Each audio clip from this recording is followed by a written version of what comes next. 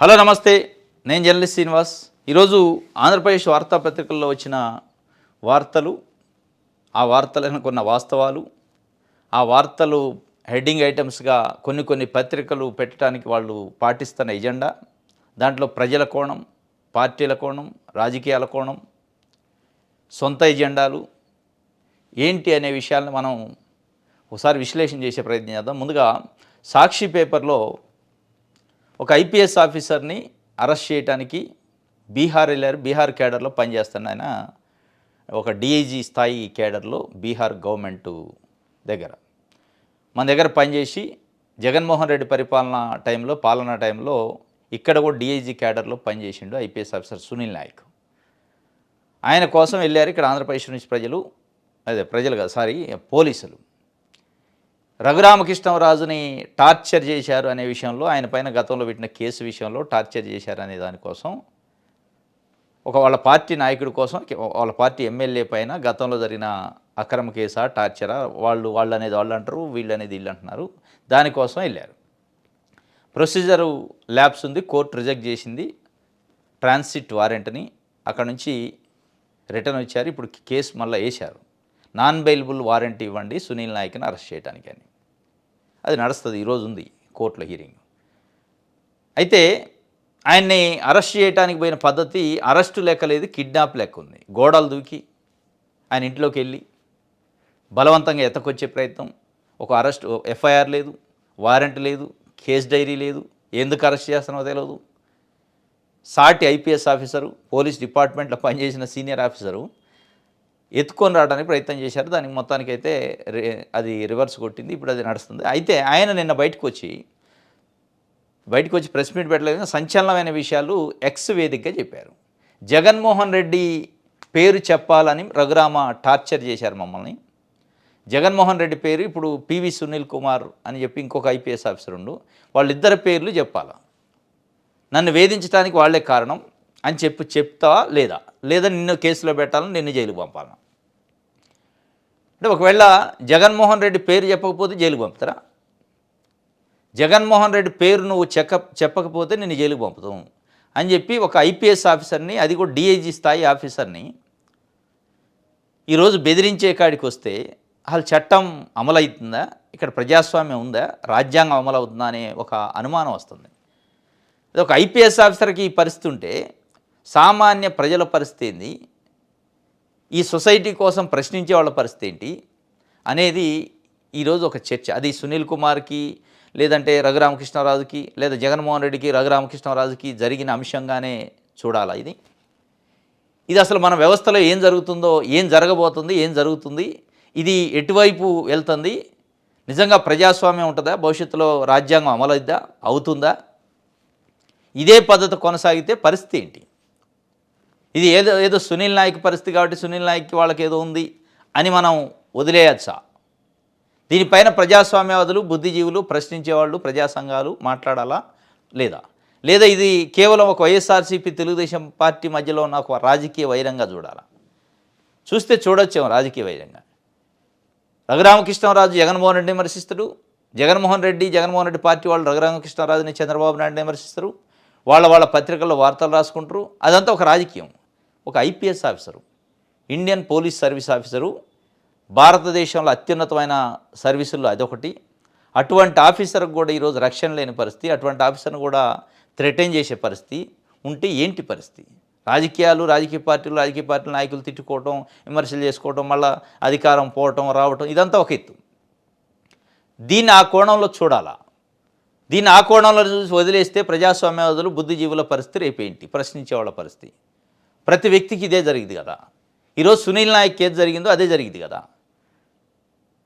అంటే జగన్మోహన్ రెడ్డి పేరు చెప్పకపోతే జైలుకు పంపుతాం, లేదా రేపు ఇంకొక ఆయన పేరు చెప్పకపోతే జైలుకు పంపుతాం, ఆ స్థాయి నుంచి రేపు రఘురామకృష్ణరాజు కాళ్ళు మొక్కపోతే జైలుకు పంపుతాం, లేదా చంద్రబాబు నాయుడు గారిని ఫోటో పెట్టుకొని పూజించకపోతే జైలుకు పంపుతాం,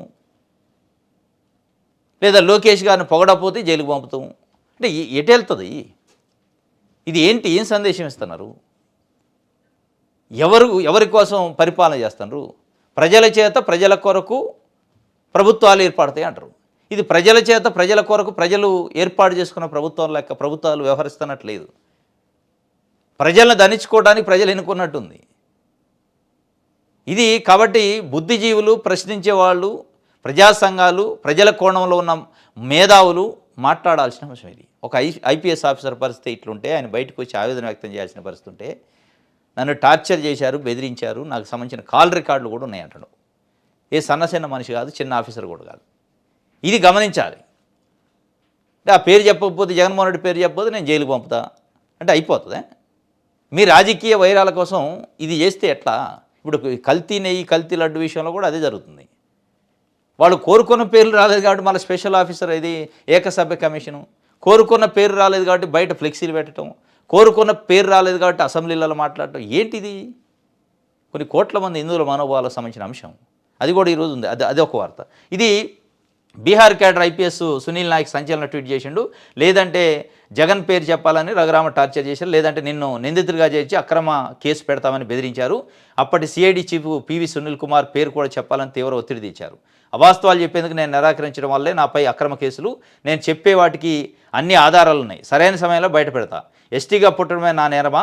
ఉన్నస్థానాల్లో ఉంటే జీర్ణించుకోలేరా? ఎస్పీ దామోదర్ భూదందాలు, ఇసుక మైనింగ్ దందాలపై విచారణ ఇది. నా తల్లి పట్ల అసభ్యంగా అవమానకరంగా వ్యవహరించారు. అవమానించిన అందరినీ చట్టం ముందు దోషులుగా నిలబెడతా. ఎవరైతే ఎస్పీ దామోదర్ ఉండో ఆయన అరెస్ట్ చేయడానికి అని పోయిండో ఆయన మీద కూడా భూదందాలు, ఆయనకు సంబంధించిన మైనింగ్ దందాలపైన కూడా ఏది ఇన్వెస్టిగేషన్ ఎందుకు ఉంటుంది? ప్రభుత్వ అండదండలు ఉన్నాక ఇన్వెస్టిగేషన్ ఉండదు కదా. ఇది ఒక వార్తగా ఇచ్చారు. ఇంకోటి ఇక కల్తీకి సంబంధించి మళ్ళా వార్త. మహాపచారం మీదే చంద్రబాబు, తిరుమల 7 కొండలు టీటీడీవేనే జీవో ఇచ్చింది వైఎస్ఆర్. తాను అధికారంలోకి వస్తే ఆ జీవోలను రద్దు చేస్తానన్నది చంద్రబాబు. ఇప్పుడు ఆ జీవోలపై అసెంబ్లీలో నిస్సిగ్గా మాట్లాడుతున్నారు. 746, 747 అని 2 జీవోలు 2007లో డాక్టర్ వైఎస్ రాజశేఖర రెడ్డి గారు ముఖ్యమంత్రిగా ఉన్నప్పుడు తీసుకొచ్చారు. తిరుమల కొండల్ని 2 కొండలుగా పరిమితం చేయొద్దు, అది 7 కొండలు మొత్తం కూడా తిరుమలనే, తిరుమల తిరుపతి దేవస్థానం కిందకి వద్దని నోటిఫై చేస్తూ జీవో చేసిండు. దాని జోలికి ఎవరన్నా వస్తే చట్ట ప్రకారం చర్యలు తీసుకోబడతాయని చెప్పిండు చంద్రబాబు నాయుడు, అదే రాజశేఖర రెడ్డి గారు. 2004లో అధికారంలోకి వచ్చాక 2007లో చేశారు. 2009 ఎన్నికల ప్రచారంలో ఇప్పుడు ముఖ్యమంత్రిగా ఉన్న చంద్రబాబు నాయుడు గారు ప్రతిపక్ష నాయకుడిగా ప్రజల ముందుకు పోయి ఒక క్రైస్తవ సంఘాలకు సంబంధించిన మీటింగ్కి వెళ్ళి ఏం మాట్లాడారో ఆ వీడియోలు, ఆడియోలు ఉన్నాయి. స్పష్టంగా చెప్తున్నారు. 746, 747 జీవోల వల్ల మీకు ఇబ్బంది అవుతుంది క్రైస్తవులకి, ఆ జీవోలను నేను తొలగిస్తా, నేను వస్తే అధికారంలోకి తొలగిస్తా, రాజశేఖర రెడ్డి తీసుకొచ్చిన జీవోలను అని చెప్పిండు. అంటే ఇప్పుడు ఎవరు 7 కొండలను 2 కొండలు చేసినట్టు, 2 కొండలను 7 కొండలు చేసినట్టు, 2 కొండలు ఉన్న వాటిని 7 కొండలు కావాలి అని చెప్పిన 746, 747 జీవోలు తెచ్చింది రాజశేఖర రెడ్డి. లేదా జీవోలను రద్దు చేస్తా అంటే దాని అర్థమైంది 7 కొండలు కాదు 2 కొండలు అన్నది చంద్రబాబు నాయుడు గారు. ఆయన నిన్న అసెంబ్లీ సాక్షిగా పచ్చాబద్ధం చెప్పారు. నేను అన్నది ఆ జీవో కాదు, 338 జీవో ఎప్పుడో తెచ్చారట, దాన్ని నేను రద్దు చేస్తా అంటాడు. 338 జీవో ఉన్నాక ఈ జీవోలు ఎందుకు వచ్చినాయి మరి? ఒకవేళ అధికారంలో రాజశేఖర రెడ్డి 338 జీవో చేసిండు, 7 కాదు 2 కొండలని ఒకవేళ అనుకున్నప్పుడు మళ్ళీ అదే వ్యక్తి, అదే ముఖ్యమంత్రి 746, 747 జీవోలు ఎందుకు చేస్తారు? ఆ జీవోలను మీరు రద్దు చేస్తా అని ఎందుకు అన్నారు? 338 జీవోను రద్దు చేస్తా అనలేదుగా మీరు అన్నది స్పష్టంగా ఇది 746, 747. ఇది పచ్చాబద్ధం. ఒక రాష్ట్ర ముఖ్యమంత్రిగా మాట్లాడుతాం అనేది ఆన్ రికార్డు నేను తెలిసింది. ఇక దీంతో పాటు ఆయన అపచారం, కల్తీ లడ్డు 35 పేజీలు ఛార్జ్షీట్లో ఉందంటున్నారు. అంటే ఛార్జ్షీట్లో 35 పేజీలు ఉంది, మీరు చదివారు అంటే ఇది కల్తీ నెయ్యిలో కొవ్వు కలిసిందని ఉందంటే మళ్ళీ చెప్పారు అసెంబ్లీ సాక్షిగా నిన్న. మళ్ళీ 35 పేజీ తెలిసిందంటే మీకు ఛార్జ్షీట్ మీ దగ్గర ఉంది. ఆ పేజీ ఏదో బయట పెట్టరా అండి, ప్రజల ముందు పెట్టి ఇది ఉంది అని చెప్పే కాడికి పదే ఫ్లెక్సీలు వేస్తారు, ప్రెస్ మీట్లు పెడతారు, ఎన్డీఏ కూటమి సమావేశాన్ని పెడతారు, మళ్ళీ ఆ రోజు ఒక ప్రెస్ మీటు, బహిరంగ సభల్లో మాట్లాడుతున్నారు. ఇవన్నీ కాదని చట్టసభల్లో నిన్న మాట్లాడారు. చట్టసభల్లో దేని గురించి మాట్లాడాలి?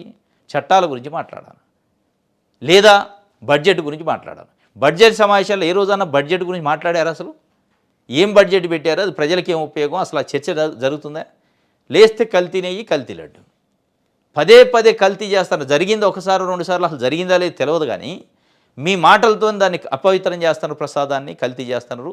హిందువుల మనోభావాలపైన అసెంబ్లీని కూడా వాడుకునే పరిస్థితి, మనోభావాలను దెబ్బతీయడానికి అనేది స్పష్టంగా రాజకీయ పార్టీ నాయకులు రాజకీయాల కోసం తిరుమల తిరుపతి దేవస్థానం ప్రసాదాన్ని ప్రచారానికి వాడుకుంటున్నారు.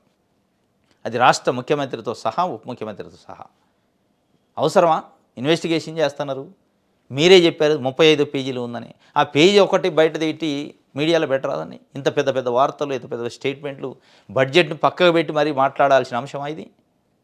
బడ్జెట్ను పక్కన పెట్టి మరి కల్తీ పాల వల్ల దాదాపు 6 మంది పిల్లలు చనిపోయారు. దాని గురించి చర్చ లేదు. ప్రజల ప్రాణాలు ఒకవైపు పోతున్నాయి, ఇంకొక వైపు కల్తీ జరిగింది, దాంట్లో ఫినాయిల్ కలిసిందని, హార్పిక్ కలిసిందని, లేకపోతే ఇది కొవ్వులు కలిసినాయి అని రకరకాలు చెబుతున్నారు. ఫినాయిల్ కలిస్తేనా, హార్పిక్ కలిస్తేనా, కొవ్వు కలిస్తేనా, ఎక్కడ ఒక ఒక ఆ ప్రసాదం తిన్న వాళ్ళకి వాంతులు కాలే, విరోచనాలు కాలే, ఫుడ్ పాయిజన్ కాలే, ఎక్కడ హాస్పిటలైజ్ కాలే, ఎవరు జబ్బున పడలే. ఎందుకు లేని దాన్ని ఎందుకు పదే పదే అపవిత్రం చేసి మీరు పవిత్రంగా ఉన్నదాన్ని ఇంకా అపవిత్రం చేస్తారో మీ మాటలతోనే? ముఖ్యమంత్రి స్థాయి వ్యక్తి మాట్లాడినప్పుడు దానికి ఒక సీరియస్నెస్ వస్తుంది, ప్రచారం ఎక్కువైంది, అర్థం కావట్లేదు. ఇది కాకపోతే సాక్షి పేపర్ మీదే మహాపచారం మీదే చంద్రబాబు అని వీళ్ళు రాస్తే, ఈ ఆంధ్రజ్యోతి ఈనాడు చూద్దాం, వాళ్ళు ఏం రాస్తారంటే ఇక సహజంగానే యాడ్, గవర్నమెంట్ యాడ్, లోకేష్ గారి ఫోటో. దేవుడు క్షమించడు, తిరుమల పవిత్రతను దెబ్బతీసేందుకు ముందస్తు కుట్ర జరిగింది. కల్తీనే వ్యవస్థీకృత సిండికేట్ నేరమే. చుక్క పాలు సేకరించిన సంస్థలకు నెయ్యి టెండర్లు, రసాయనాలు, ఇతర పదార్థాల తయారీ, జంతువు కొవ్వు కలిసిందని ఎన్డీడీబీ నివేదిక చెప్పింది. దాని ఆధారంగానే నేను పవన్ మాట్లాడాము. 2022లోనే కల్తీ వెలుగులోకి. సిఎఫ్టిఆర్ఐ నివేదికను తొక్కిపెట్టిన సుబ్బారెడ్డి, నాడు నేను రద్దు చేయాలన్నది 338 జీవోని, కానీ జగన్ అబద్ధాలు చెప్తున్నారు అని చెప్పి. అసలు ఎవరు అబద్ధాలు, ఎవరేం చెప్తున్నారు ఒక తెలవకుండా అయోమయం. ప్రభుత్వంలో ఉన్నోళ్ళు కూడా ఈ రకమైన అయోమయాన్ని క్రియేట్ చేస్తే ప్రజలు ఏది నమ్మాలి, ఏది నమ్మొద్దు? మీరు 2 కొండలు నేను 7 కొండలు అన్న అంటారు, 7 కొండలని 2 కొండలు అని వాళ్ళు చెప్పారని చెప్తారు. 746 జీవో రద్దు చేయాలని చెప్పిన ఆడియోలు ఉన్నాయి, వీడియోలు ఉన్నాయి. ఈరోజు 330 అయిందంటే ఎన్డీడీబీ రిపోర్ట్లో ఉంది, రిపోర్ట్ని బేస్ చేసుకొని కొవ్వు ఉందని నేను చెప్పా అంటున్నారు. అది 35వ పేజీలో ఛార్జ్షీట్లో ఉందంటున్నారు. మీకు పేజీతో సహా తెలిసిందంటే ఛార్జ్షీట్ మీ దగ్గర ఉంది. ఆ ఛార్జ్షీట్ బయట పెట్టండి, ఆ పేజీ ఒకటి బయట పెట్టండి, అయిపోద్ది. ఇదంతా ఎందుకు గొడవ? ఆ పేజీ ఒకటి బయట పెట్టి దానికి సంబంధించిన బాధ్యతలు ఎవరో చర్యలు తీసుకోండి బాధ్యులపైన. పదే పదే బాధ్యులపైన చర్యలు లేవు. అసలు ఇది ఏం జరుగుతుందో తెలియదు. ఒక కన్ఫ్యూజన్ క్రియేట్ చేసి మీరు ఒక మాట 2024 సెప్టెంబర్ 18న నోటు దూలతోని తూలారు కదా, జంతువుల కొవ్వు కలిసిందని. దాన్ని నిజం చేయడానికి నానా తంటాలు పడుతున్నట్టుంది. ఇక్కడ నేను చెప్పింది అబద్ధం కాదు, నిజమే అని చెప్పడం కోసం తిప్పలు పడుతున్నట్టుంది అసెంబ్లీ సాక్షిగా కానీ బయట కానీ. దానికోసం ఛార్జ్షీటు పేర్లు ఇది అది ఎన్డీడీబీ రిపోర్ట్ అని చెప్తున్నారు. ఉంటే సిట్టే చెప్పేది కదా, సిట్ చెప్పకుండా మీరు 35 పేజీలు ఉందంటున్నారు. ఉంటే ఆ పేజీ బయట పెట్టండి. దానికోసం అపవిత్రమైంది, అయిపోయింది, క్షమించరు. ఎవరు తప్పు చేశారు, ఎవరిని ఎవరు క్షమించరు, దేవుడు ఎవరిపైన క్షమించరు, అసలు తప్పు చేసింది ఎవరు, ఒప్పు చేసింది ఎవరు, మరి లేని దాన్ని ప్రచారం చేస్తున్నది ఎవరు అనేది హిందువులకి ఒక తెలవని పరిస్థితి, అయోమయాన్ని క్రియేట్ చేస్తాను. ఎవరు అసలు దీన్ని ఒక హిందూ సెంటిమెంట్ కింద కూడా తీసుకోవట్లేదు. ఇది ఒక రాజకీయంగా చంద్రబాబు నాయుడు గారు పవిత్రమైన ప్రసాదాన్ని ప్రచారానికి, రాజకీయానికి వాడుకుంటున్నా అనేది ఒకటి పడ్డది. దాని ప్రతిపక్షాలు కూడా అదే స్థాయిలో వాడుకుంటున్నాయి, రెండు కూడా అదే చేస్తున్నాయి. మొత్తం దీనివల్ల ఏమైందంటే రాష్ట్ర బడ్జెట్లో ప్రజల కోణం, రాష్ట్ర కోణం అంతా పోయింది, మర్చిపోయారు. కాబట్టి ప్రసాదంపై శిక్ష పడాల్సిందని ఏనంటాడు, ఈయన క్షమించరని ఏనంటారు. ఎవరికి శిక్ష పడాలి?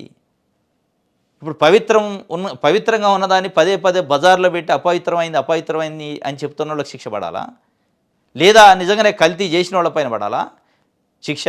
కల్తీ చేసిన వాళ్ళకి పడాలంటే సిట్ వేసారు, సిట్ రిపోర్ట్ ఇచ్చింది, పడింది. మీరెందుకు భుజాలు తడుపుకొని నేను అన్నది కరెక్టే, నేను ఎందుకు క్షమాపణ చెప్పాలి, నేను ఆ రోజు అన్నది ఎన్డీడీబీ రిపోర్ట్ని బజ్ చేసుకొని సంజాయిషీలు చెప్పే పరిస్థితి ఎందుకు వచ్చింది? మరి ఆ సంజాయిషీలు చెప్పిన వాళ్ళు ఒకసారి చెప్పి వదిలేస్తే పాయే. మళ్ళీ లేదు వాళ్ళు చేసింది నిజమే, నేను ఎందుకు చెప్పాలని పదే పదే బుకాయించే ప్రయత్నం ఎందుకు చేస్తున్నారు? రైట్, ఇది ఆంధ్రజ్యోతి రాసింది. ఈనాడు కూడా సేమ్ అదే ఉంటుంది, వేరే పెద్దగా మార్పు ఉండదు. ఇద్దరు బ్యానర్ ఐటంలు అయ్యే పెడతారు. ఇగో శ్రీవారి ప్రతిష్ట దెబ్బతీసే కుట్ర జరిగింది. కల్తీనే సహా మరెన్నో దుర్మార్గాలు. రాజశేఖర రెడ్డి హయాంలోనే కుట్ర మొదలైంది, జగన్ హయాంలో మరింత అరాచకం. వారు తప్పు చేసి మమ్మల్ని క్షమాపణ చెప్పాలంటున్నారు అని చెప్తున్నారు. ఇప్పుడు ఇదే అన్నట్టు, వారు తప్పు చేసి మమ్మల్ని క్షమాపణ చెప్పమంటున్నారు. ఇప్పుడు 2024 సెప్టెంబర్ 18న చంద్రబాబు నాయుడు గారు మాట్లాడిన మాటలు, ఒక రాజ్యాంగబద్ధమైన పదవిలో రాష్ట్రానికి హెడ్గా ఉన్న వ్యక్తి డైరెక్ట్గా జంతువుల కొవ్వు కలిసింది, ఆవు కొవ్వు, పంది కొవ్వు అని చెప్పి డైరెక్ట్గా మాట్లాడిన తర్వాత, అది తప్పు అని సిట్ రిపోర్ట్లో అది ఎక్కడ రాని తర్వాత, అది తప్పు అనుకుంటారేమో హిందువుల దృష్టిలో నేను పలచనైతేనేమో అనే దృష్టితో దాన్ని నిజం చేయడానికి నానా తంటాలు పడుతున్నట్టుంది. దానికోసం ఆయన జగన్ వారు తప్పు చేసి మమ్మల్ని క్షమాపణ చెప్పాలి అంటున్నారు. వారు తప్పు చేసి మిమ్మల్ని క్షమాపణ చెప్పాలని ఎందుకు అంటున్నారంటే మీరు ఇది చెప్పారు. వారు తప్పు చేశారా లేదా సిట్ చూస్తుంది. తప్పుని మీరు కాదు చెప్పాల్సింది, వాళ్ళు కాదు. సిట్ ఇన్వెస్టిగేషన్ చూస్తుంది టీము. మీరు అన్నందుకు మీరు క్షమాపణ చెప్పాల్సిన పరిస్థితి ఎందుకు వచ్చిందంటే సిట్లో ఎక్కడ కూడా కొవ్వు కలిసింది అని రాయలే, వాళ్ళ ఇన్వెస్టిగేషన్ రాలే. దానికి మీరు క్షమాపణ చెప్పకపోయినా పర్వాలేదు, కానీ పదే పదే నేను తప్పు చేయలేదు, నేను క్షమాపణ చెప్పను కాబట్టి చేసిందని చెప్తా అని కలిసింది అని మళ్ళీ పదే పదే ఆ పదాన్ని వాడి అసలు లేని అపవిత్రాన్ని మీరు అంటగడుతున్నట్టుంది. ఇంకా దాంతోపాటు వైకాపాయంలో టీటీడీ చైర్మన్గా ఉన్న వైవి సుబ్బారెడ్డి భార్య బైబిల్ చేత పట్టుకొని తిరిగారు. మెదక్ చర్చిలో కుమార్తెకు వివాహం చేసిన కరుణాకర్ రెడ్డికి చైర్మన్ పదవి ఇచ్చారు. ఇదంతా శ్రీవారి ప్రతిష్టను దెబ్బతీసే కుట్రలో భాగమే. సరే, వాళ్ళు బైబిల్ పట్టుకున్నారా లేకపోతే చర్చిలో పెళ్లి చేశారా, దానివల్ల శ్రీవారికి ప్రతిష్టకి ఎంత దెబ్బ తగిలిందో కానీ దానివల్ల డైరెక్ట్గా దెబ్బ తగిలేదు ఉండదు, వాళ్ళ వ్యక్తిగత విషయం. ఒకవేళ వాళ్ళని నిజంగా బైబిల్ పట్టుకొని అది చేసి ఉంటే మీరు దాన్ని చూపించి ప్రతిష్టగా భంగం కలిగిందని చెప్పే కంటే ఇప్పుడు మీరు చేస్తున్న దానికి మీరు చేస్తున్న చెడు ప్రచారం ఉంది కదా, దానివల్ల ఇంకా ప్రతిష్టకి దెబ్బ తగిలే ప్రమాదం ఉంది. అది గమనించుకోండి మీరు. వాళ్ళు సరే బైబిల్ పట్టుకొని చేస్తే వాళ్ళ పాపాన్ని వాళ్ళు పోతారు. బైబిల్ పట్టుకొని నిజంగానే తిరుమలలో ఉంటే నిజంగానే జగన్మోహన్ రెడ్డి బైబిల్ పట్టుకున్న వాళ్ళకే టీటీడీ చైర్మన్ ఇచ్చే అపవిత్రం చేయాలని చూస్తే, ప్రతిష్టను దిగదార్చాలని చూస్తే వెంకటేశ్వర స్వామి చిన్న ఇది కాదు, చాలా పవిత్రమైన చాలా పవర్ఫుల్ గాడు, ఆయన చూసుకుంటాడు. పదే పదే మీరెందుకు లేని దాన్ని ఉన్నట్టు మీరు ఒక చెప్పిన అబద్ధాన్ని నిజం చేయడానికి ఇంకొక 100 అబద్ధాలు ఆడి పదే పదే ఇది జరిగింది అది జరిగింది, ఆయన చైర్మన్ బైబిల్ పట్టుకుంటూ ఇది అక్కడ చర్చిలో పెళ్లి చేసిండు, ఇది కాదు కదా అప్రతిష్టకి మూలాలు. మీరు చేస్తున్న కొవ్వులు అనే పదాలు అప్రతిష్టకి మూలాలు. మీరు పదే కల్తీ అని ఒక ప్రసాదాన్ని కల్తీ చేసే ప్రయత్నం చేస్తున్నారు చూడండి. అది కోట్ల మంది హిందువుల మనోభావాలపైన దాడి చేస్తుంది, కోట్ల మంది మనోభావాలని కించపరుస్తుంది. అది అపవిత్రం, అప్రతిష్ఠ చేసేది. ఎప్పుడో చర్చిలో పెళ్లి చేసిందా లేదా తెలియదు, అది ఆయన ఎవరిని ఇచ్చిండు, లేదు చేయలేదు మేము, అక్కడ తిరుచినాపల్లిలో చేసినాం. అక్కడ దానికి సంబంధించి తెలుగుదేశం పార్టీ నాయకులు వచ్చారు. చంద్రబాబు నాయుడు గారు తమ్ముడు కూడా రామ్మూర్తి నాయుడు గారు కూడా నా కూతురు పెళ్లికి తిరుచినాపల్లిలో సాంప్రదాయబద్ధంగా చేసిన ఆ పెళ్లికి ఆయన కూడా వచ్చిండు. ఆయనతో పాటు జడ్జీలు కొంతమంది వచ్చారు, పొలిటీషియన్స్ వచ్చారు, చాలామంది లీడర్లు వచ్చారు. వాళ్ళందరూ సాక్షిగానే పెళ్ళయింది అని కరుణాకర్ రెడ్డి గారు నేను వివరణించిండు. అయినా కానీ ముఖ్యమంత్రి హోదాలో ఏదో ఫోటో పట్టుకొచ్చి చెప్పారు. సరే, ఆ ఫోటో ఇది నిజమాది అసలు దాంతోనే ప్రతిష్టకి భంగం కలిగితే అది ఎప్పుడో జరిగింది కదా.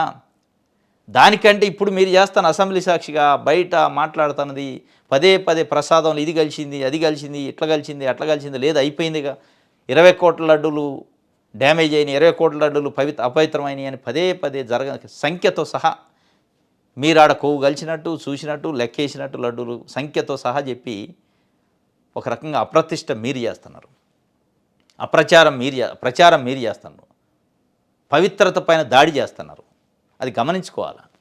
ఇది 2017లో శ్రీవారి దర్శనానికి వచ్చిన జగన్ డిక్లరేషన్ ఇవ్వలేదట. ఇదంతా వేరు, అప్రతిష్టకి దీనికి సంబంధం లేదు. మీరు చెప్తున్న కొవ్వు అనేది అప్రతిష్ట, మీరు చేస్తున్న ప్రచారం అప్రతిష్ట. ఆయన డిక్లరేషన్ ఇవ్వకపోతే అది ఒక భాగం, అది విజ్ఞత, ఆయనకి దేవుడికి సంబంధించింది.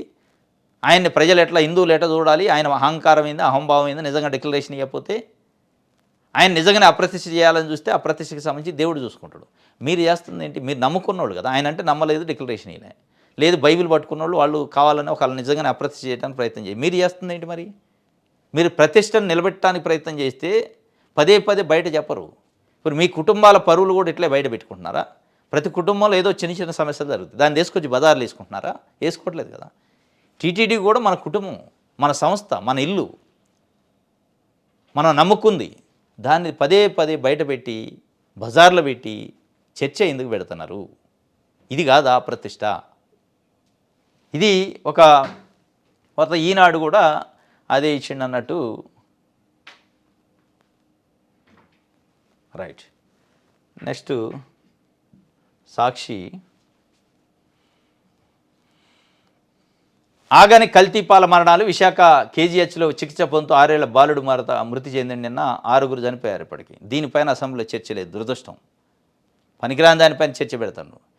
ఇంకా ఘోరమైన విషయం ఏంటంటే కల్తీ మద్యం పైన కూడా ఈ స్థాయిలో చర్చ జరగలే, కల్తీ నెయ్యి పైన చర్చ జరుగుతున్నారు.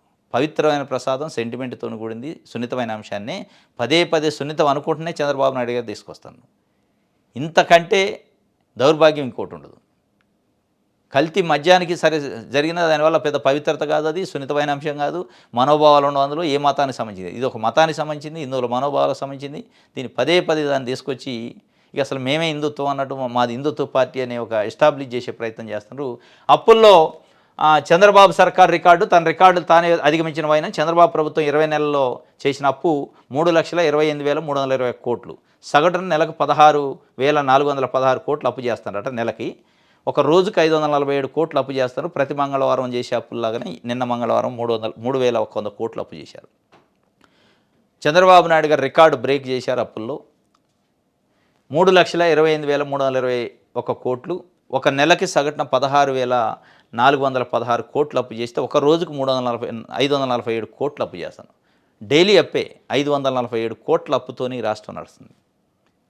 ఇది తెలుగుదేశం పార్టీకి కానీ తెలుగుదేశం మీడియాకు కనపట్టలే. ఇప్పుడు జగన్మోహన్ రెడ్డి ఇదే అప్పులు చేస్తే శ్రీలంక చేసినట్టు, చంద్రబాబు నాయుడు గారు చేస్తే సింగపూర్ చేస్తున్నట్టు రాష్ట్రాన్ని. ఏది సింగపూరు? ఎక్కడ జిఎస్డిపి? ఈ అప్పులతోని అసలు మనకున్న జిఎస్డిపిని దీన్ని కంపేర్ చేస్తే, ప్రపోర్షనేట్ చేస్తే, రేషియో చేస్తే మన రాష్ట్రం ఎక్కడికి పోతుంది అనేది అర్థమైంది. నేను సంపదని సృష్టిస్తాను అంటారు. ఎక్కడ సృష్టిస్తున్నట్టు? సంపద సృష్టిస్తే అప్పులు ఎందుకు పెరుగుతున్నాయి? మీరు సృష్టించిన సంపదతోని వచ్చిన ఆదాయం ఎంత, సంపద ఎంత, ఎర్నింగ్ ఏంటి? ఆ ఎర్నింగ్ వల్ల తగ్గిన అప్పులు ఏంటి, పెరిగిన అప్పులు ఏంటి? ఆ ఎర్నింగ్ వల్ల పెరిగిన జిఎస్డిపి ఏంటి? ఏమైనా ఉందా? డేటా ఉందా? అసలు దానిపైన చర్చ ఉందా అసెంబ్లీలో? మీరు పెట్టిన చర్చ ఏది బడ్జెట్ పైన చర్చ లేదు. దురదృష్టం. ప్రజలకి అవసరం లేనిది ప్రజలు కోరుకొని చర్చ పెడుతున్నారు అక్కడ. ప్రజల డబ్బుతోని దాదాపు ఒక రోజుకి కొన్ని లక్షల రూపాయల ఖర్చుతో అక్కడ కూర్చొని టైంపాస్ చేస్తున్నారు. ఇది ఒక వార్త. అప్పులకు సంబంధించి ఒక డేటాని సాక్షి పేపరు రిపోర్ట్ చేసింది. రైట్. ఇంకోటి 100 ఏళ్ళు పట్టొచ్చట రాజధాని అభివృద్ధి కావటానికి.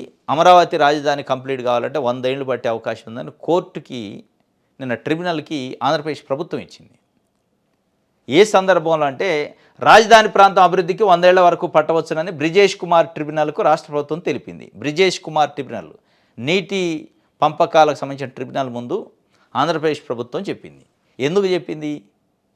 100 ఏళ్ళు పట్టడం ఏంది రాజధాని ప్రాంతం అభివృద్ధి కావటానికి? అది కూడా రాష్ట్ర ప్రభుత్వమే అఫీషియల్గా అఫిడవిట్ ఎందుకు వేసింది అని చూస్తే, అమరావతి పేరుతోనే రాజధాని నిర్మిస్తున్నారు. ఆ ప్రాంతంలో ఉన్న దాదాపు 1,00,000 ఎకరాల భూముల దాకా రాజధాని కోసం సమీకరిస్తున్నారు. ఆ సమీకరించిన తర్వాత ఆ 1,00,000 ఎకరాలకి కావాల్సిన సాగునీరు ఒక 15.48 టీఎంసీలు నీళ్లు వాళ్ళకు అవసరం లేదు, ఆడ వాడకం లేదు. కాబట్టి ఆ నీళ్లు మిగులు ఉంటాయి అని చెప్పి తెలంగాణ ప్రభుత్వం చెప్పింది డేటాతోని. వాళ్ళు ఒక శాటిలైట్ సర్వే చేసి చెప్పారు, జీపీఎస్ సర్వే. ఒక 15 టీఎంసీలకు పైగా నీళ్లు ఆదా అవుతున్నాయి వాళ్ళకి. ఒక 1,00,000 ఎకరాల భూమి సాగు నుంచి వాళ్ళు నాన్ అగ్రికల్చర్ కింద కన్వర్షన్ అయింది. దానివల్ల 15 టీఎంసీలు వాళ్ళకి మిగులుతున్నాయి. కాబట్టి ఈ పంపకాల్లో దాన్ని కన్సిడర్ చేయాలని అడిగారు. లేదు వీళ్ళు అంటున్న 15 టీఎంసీలు మిగలాలంటే ఆ రాజధాని అభివృద్ధి కావాలి. రాజధాని అభివృద్ధి కావాలంటే 100 సంవత్సరాలు పట్టిందని ఆంధ్రప్రదేశ్ రాష్ట్ర ప్రభుత్వం అఫీషియల్గా ఆన్ రికార్డుగా 100 ఏళ్ళు పట్టొచ్చు, ఇప్పుడు కంప్లీట్ అయ్యేది కాదు రాజధాని అని చెప్పారు. మరి 100 ఏళ్ళు పట్టే రాజధాని కోసం 1వ దశ, 2వ దశ, 3వ దశ సమీకరణ, దీంట్లోనే సమీకరించి చేసిపోయి ప్రైవేట్ కంపెనీలకు అప్పచెప్పడం, మళ్ళీ బయటకు వచ్చి పబ్లిక్ మీటింగ్లలో అమరావతిని ప్రపంచ స్థాయి నగరంగా, విశ్వనగరంగా తీర్చిదిద్దుతా. ఎప్పుడు విశ్వనగరం? 100 ఏళ్ల తర్వాత, 50 ఏళ్ల తర్వాత. ఎవరు నిర్మిస్తారు, ఎప్పుడు నిర్మిస్తారు అని చెప్పి పదే ఇది ఒక డిబేట్ అయింది. అసలు అక్కడ భూములు ఇచ్చిన రైతులు మాకు కనీసం మేము బతకడానికి రాజధాని ఉన్నా చాలని వాళ్ళు చూస్తున్నారు.